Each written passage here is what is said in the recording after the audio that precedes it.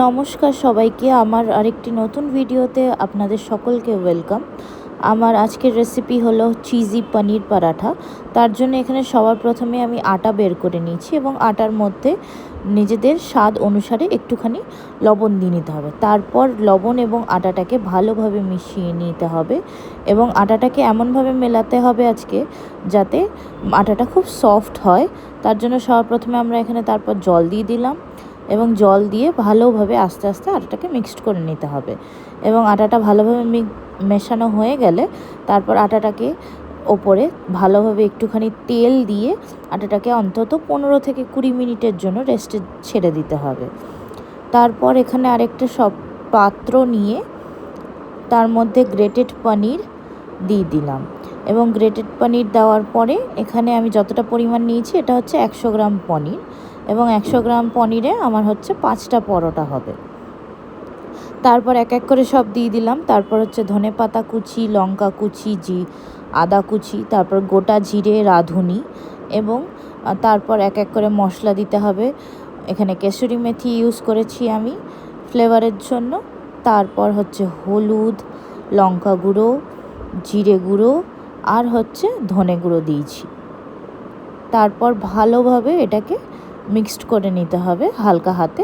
আর আমি অনেকটা পরিমাণে বেশ চিজ দিয়েছি এবং চিজ দিলে এটা মনে রাখবেন যে লবণের কোয়ান্টিটিটা একটু কম দিতে হবে। প্রথমে এটা মিক্সড করে তারপরে কিছুটা পরিমাণ আমি লবণ দিয়েছি এটার উপরে। প্রথমে যদি লবণ দিই তাহলে হচ্ছে মশলাটা থেকে জল ছেড়ে যাবে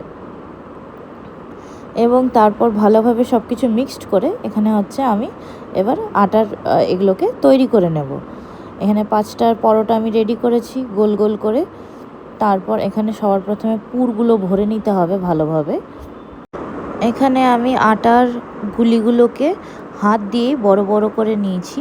তারপর তার মধ্যে পুরগুলোকে ভরে ওটার মুখটা ভালোভাবে বন্ধ করে দিতে হবে এবং তারপর ধীরে ধীরে আস্তে আস্তে এটাকে বেলতে হবে। খুব বেশি পাতলা করা যাবে না, তাহলে ভেতর থেকে পুরটা বেরিয়ে আসবে।